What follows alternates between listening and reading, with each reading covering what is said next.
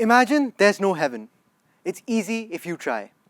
No hell below us, above us, only sky. Imagine all the people living for today. Imagine there's no countries. It isn't hard to do. Nothing to live or die for, and no religion too. Imagine all the people living life in peace. You may say I'm a dreamer, but I'm not the only one. And I hope someday you'll join us, and we will all live as one. This song, Imagine by John Lennon and the Plastic Ono Band, perfectly encapsulates a world without borders. If we were to reimagine our future in such a way, it would be colored in nothing but the brightest hues of joy and happiness. While the pandemic tested the human spirit, artists across the globe were able to share music through various online platforms. And I'm not just talking about artists in the conventional sense. People sang to one another on their balconies. And it is this spirit of music that has been able to bring us all closer together during the pandemic. My musical journey started at a very young age. My grandmother taught me how to play on her piano, and this became a very integral part of my happiness. Our common interest for music enabled her to teach me more than just a new skill. She was able to lay the groundwork for many values that I will learn in the future, some of these being compassion, commitment, and kindness. My grandmother was able to teach me that an act of kindness goes a very long way and may affect more than one individual. And these individuals do not have to be gifted artists or musicians. They can just be people who simply appreciate music. Music forms a very big part of our everyday lives. It could be from when you wake up in the morning listening to the melody of an alarm clock or go to sleep while listening to your favorite music. Music will play in the background during our most contemplative times and even be there to celebrate with us on festive occasions such as weddings. Music is able to transcend boundaries and bring us closer together. I spent my formative years in a boarding school with an amazing musical facility. They had every conceivable instrument to help a musician further their interest in the subject. It was also here where the school choir and orchestra practiced into the early hours of the morning for months on end before the famous Founders performance that took place in the amphitheatre. A few years later, I joined the British school, and it immediately felt like a second home. This school also has a very strong musical program. I was able to connect with my juniors and seniors through music and found my feet. Being the founder of the TBS Music Club and Band, I found many like-minded individuals with the same passion and interest for music as me. However, on my way back from school every day, I noticed the Vivekananda slum just across the school in stark contrast to the big white building that I studied in.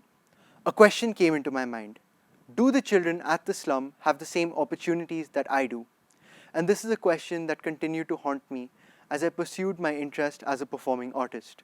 The values that my grandmother instilled in me, coupled with my genuine want to do good, gave rise to an initiative I like to call Mentoring Through Music. The aim of this initiative was to bring musical recreation to places that do not have easy access to it. Mentoring Through Music has had many generous donors, and due to this, I was able to take jazz and blues masterclasses in many government schools across New Delhi.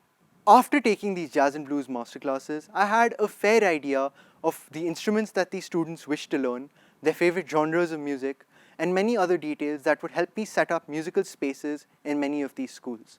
The first school that I set up a musical space with was the Nirmal Primary School, which was a government school in New Delhi. I was able to purchase instruments that the students wanted to learn, such as guitars, pianos, tablas, and many other instruments in between. Since the students that would be using this room were aged between the ages of 5 and 15, I had to make the environment a little more fun. I purchased posters and stickers for the walls with pictures of instruments, quotes from famous musicians, and even a few theoretical aspects, but the musical instruments were the true stars of the stage. Just as things were looking up, the pandemic brought my initiative to a screeching halt. I had to take time to recalibrate and replan. Once the lockdown eased, I was able to set up a second musical space in Atal Adarsh Prathmik School.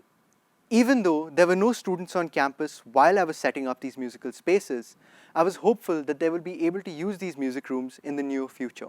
At the same time, I was able to donate musical instruments to the Widows of Vrindavan initiative organized by Maitri, an organization that aims to help those affected by social stigmas in many Indian communities. I was able to donate harmoniums, dholaks, and many other Hindustani instruments, as performing religious pieces and religious folk tunes were an integral part of their daily routine. The next step of my initiative involved reaching out to Saregama India Private Limited, one of India's oldest record labels. I was able to procure 15 Carvan radios with Indian devotional songs.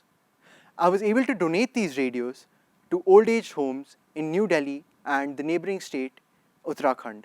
During the pandemic, the elderly were abandoned by their families and also lost all access to volunteers who would come and visit them. Therefore, these radios sparked a temporary sense of joy in their lives.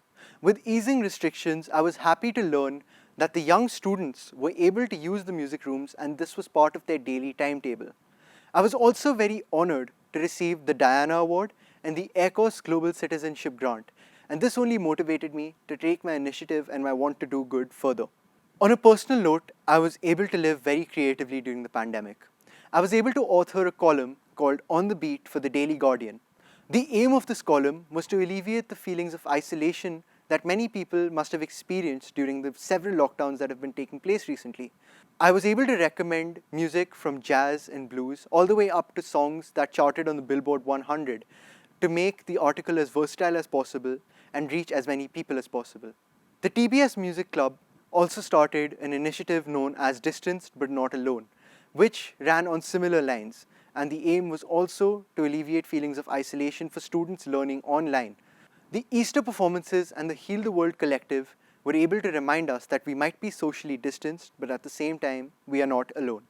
The arrival of the vaccine has brought the world hope, but at the same time, the pandemic has been a huge learning experience for all of us. It has taught us to focus on what's important, the human connect. Music does not distinguish between rich and poor, color or creed, or which part of the world you come from. Music is a guide. It takes us above the noise and chaos and helps us work towards a better future. A future of peace and love. Thank you.